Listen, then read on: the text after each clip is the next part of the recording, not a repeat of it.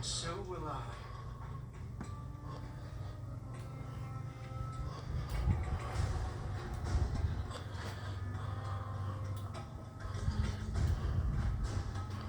Lord King, I present you the princes of Judah, preserved by the right hand of your mercy and tutored by the left hand of your wisdom. They are come before you now for judgment as to their training. They are Belteshazzar, Shadrach, Meshach, and Abednego. Who am I? You are Nebuchadnezzar, son and heir of Nabopolassar, king of Babylon. You have destroyed Nineveh the mighty, seat of Assyria, and taken from her hand the scepter of nations. You are the commander of commanders, and king of kings, from the rising of the sun unto its setting in the western sea. And beneath heaven there is none more powerful than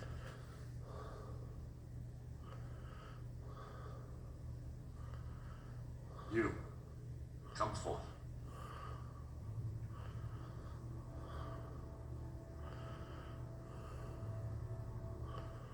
Why should I allow you, sons of my former enemies, to serve in my court? Because you have spared the lives of our people who were delivered into your hand. And because the word of the prophet Jeremiah has come unto us, saying, This is what the Lord God Almighty, the God of Israel, says to all those carried into exile from Jerusalem to Babylon.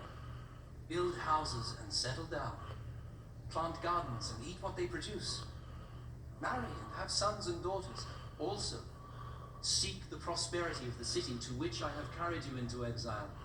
Pray to the Lord for it. For if it prospers, you too will prosper.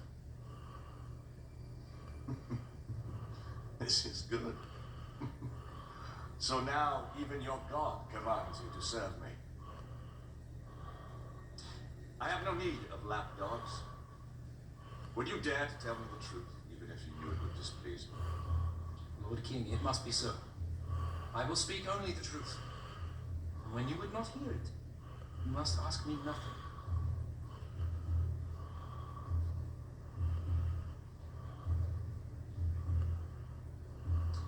I pronounce them worthy. Have their names be written in the book of the wild.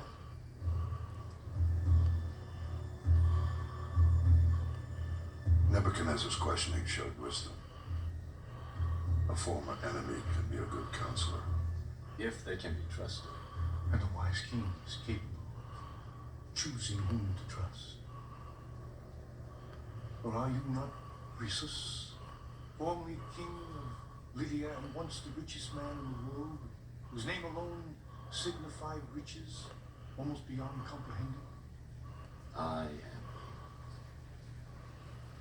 Trusting the words of the oracle at Delphi, I went to war with Cyrus and was defeated. Cyrus pardoned me and my family. I am eternally grateful. Worthy counsel is rare indeed, as Nebuchadnezzar came to learn. At a time when his Babylonian counselors, his magi, sorcerers, diviners, magicians, and astrologers were unable to help him. Yeah, see, so man, that's a real good deal. That's a real good deal. At the beginning of it, man, it talks about how you got to do right by God because everything's in God's power. You know what I'm saying? So it's like it's a good movie, man, to really study. You know what I mean? If you want to learn, you know, I can't think. Is Daniel not the guy that you know made it through the lines? Did he was in he was free. They went into captivity, survived the captivity. That's him as an old man talking to that guy as an old man, and it's like an hour and a half. But these little snippets, you can go back and you can look at these little snippets of wisdom, like how he addressed the king and what he did, and the way that the way that God granted him favor. So we was at CR, and I was talking with a guy or whatever. And I don't even know why I brought up quantum physics. Well, I know it's the Holy Ghost. But I'm talking with this guy, and we were talking about the relationship of holy matrimony between a man and a woman, and the struggle it brings, and how God uses that intimate relationship to get us to where we need to be in our relationship with Him. Because there's three of us in the marriage, right? And of course, you know, me, the wife, and God, right? So Jesus, look at that Tim Eric. She's gonna kill me. That's why she's yelling at the bottom. So I brought up the quantum entanglement, and so Daniel was on the vegan diet, and we know that when you eat water and vegetables and that's it, you kind of get smaller. And there's a place in that movie where he addresses that, and the guy says, well, you know, you asking that guy to not eat their meat because it was unclean, the way that they butchered and harvested it. The movie, it says that they strangled the meat, so you can't eat strangled meat. I did the other stuff with choice swine, so you can't eat the swine, right? So the the old boy, he says, man, if I don't feed you, dude, they're gonna cut my head off. And Daniel's like, bro, we don't want that. You know, just give us a shot for a few days. Let's drink water and eat vegetables. And then we'll revisit this deal to see if we're healthy. And it cuts back to the old guys talking. So like in this movie, it's old guys talking, and then he's reminiscing, telling the story of what happened in Daniel. You know what I mean? In the book of Daniel. That's why I call it the book of Daniel, I guess. Anyway, so Cyrus, where this? See the old guy? That dude. Right there in the middle. Working on my editing. Anyway, so that guy is like, well, I'm surprised that he allowed you to do that. And Daniel replies, the Lord was with me, no doubt. So the favor in the moment, and then the being able to follow God, and all this stuff stems from his willingness to be obedient and to keep the law, right? So he knew what God wanted him to do. So he did what God wanted him to do. So everybody else got smashed, but he finds himself in favor with the Babylonian king, and then the Babylonian king and all of them, you know, all the stuff that you just seen, and a bunch more, and like the dreams of the four kings, and you know, this guy Cyrus, he ends up being the fourth king. I don't know if that's the proper interpretation or whatever. I would not watch this movie and be like, this is the gospel, take it to heart. But I would watch the nuance of how they conducted themselves, how they carried themselves, how they did business as men amongst men of authority and power, and see how the time and time again, because of keeping God's ways and his precepts, Daniel was able to excel in all that he did. It was not what he was doing. He was being obedient, of course, but God was what was actually making it go down, right? So that's how we could be like, you know, if you see any good thing in me, that's God shining through. You know what I mean? I'm just walking in obedience as best I can, but I still make mistakes and stuff like that or whatever. So the do right versus the mistake is whether or not I'm walking in obedience. I have to study. I have to. I got to do reps and sets of my Bible study, of my prayer time, of my conversing in the ways of the Lord. Those are the key precepts. Those are the reps and sets to excel in the kingdom. And one of those that has to be is your worship. And sometimes worship is doing it God's way when you don't want to. That's respect. You know what I mean? So, you know, well, I got to respect God. You know what I mean? And in return, he is kind and gentle towards me. You know what I mean? My wife's got to respect what I'm saying, and in return, I'm kind and gentle to her. Like if she's really being aggravating, it's hard to be kind and gentle.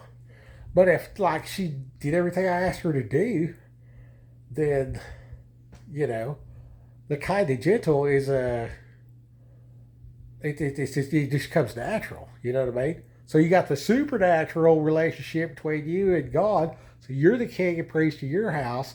So you got to get on high with the Most High, right? And then you put His ways as the number one priority, even above your wife and family. Like God's ways number one. You do that, that opens it up to where He can be kind and gentle to me. And then as I instruct my family and we walk this thing out and we figure this thing out, you know what I mean? We're supernaturally blessed. You know what I mean? So if there's hell all around us, we got an open door. I just noticed that picture. So we got an open door to receive from God's His provision, His protection, His blessings, and all that kind of stuff.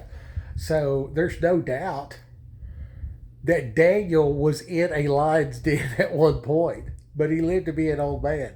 He had a life full of days. He became one that was his life is a book of the Bible, and I want you guys to see that. And that's the promotion for this video. I have no affiliation with this video. Nobody pays me to do nothing. You know what I mean? It's real recognize real, and if you think this is anything less than real, then that's a disappointment. You need to pray for discernment, because I'm not the movie star out here trying to promote the movie. And sure, yeah, click like, subscribe to their deal, whatever, but watch the nuance of how they conducted the thing, and how can you apply that to your job? How can you apply that in your family? How can you apply that in your marriage? How can you apply that, you know what I mean, in your discipline? You know what I mean? And it's anyway, that's all I got. I told that guy, I was talking about the quantum stuff. So he said God gave him favor because he was keeping that kosher diet, and he didn't. The delicacies in the movie, in the book, it's different. So you want to read the book. Read the book and take that to heart. This is like the entry level. Like we don't go to the Easter play at the Baptist church and think that 3 wise men showed up the day Jesus was born. Obviously, he was a toddler, because it said they went to Joseph's house. You know what I mean? So, like, if your understanding of the birth of Jesus is, the next morning the wise men were there, that is incorrect. The word used for Jesus when the wise men showed up was toddler. That's the reason why the king killed everybody that was 2 years old and younger, because he wasn't sure. You know what I mean? But you're not going to have to sleep in the barn if you have a house. So if Joseph had a house, then the midwife would have came in the house and they would have done, you know what I mean? When they showed up for the census in Bethlehem, he was born in a manger and all that kind of stuff. And then when the wise men showed up, they went to Joseph's house. So those little nuances that you'll find are sprinkled. It is a mountain of stuff, and it is just so good. So like you got to get your fire insurance and stuff, but then you want to dig in to the meat. You know what I mean? It said that your babies need milk and then men need meat to eat. You know what I mean? So as you mature, like that's the point of all this. Like we want to grow and mature into Christ likeness so that we're able to guide and direct, you know what I mean, our family, and then our community, and eventually, our country and the world. You know what I mean? Because my mission is to take over the earth for Jesus, and I cannot do that without obedience, and I can't. I'm just going to walk in obedience, you know what I mean? And I'm going to do what I'm supposed to do, and you know what I mean? All right, well, get her done. Rock Hill.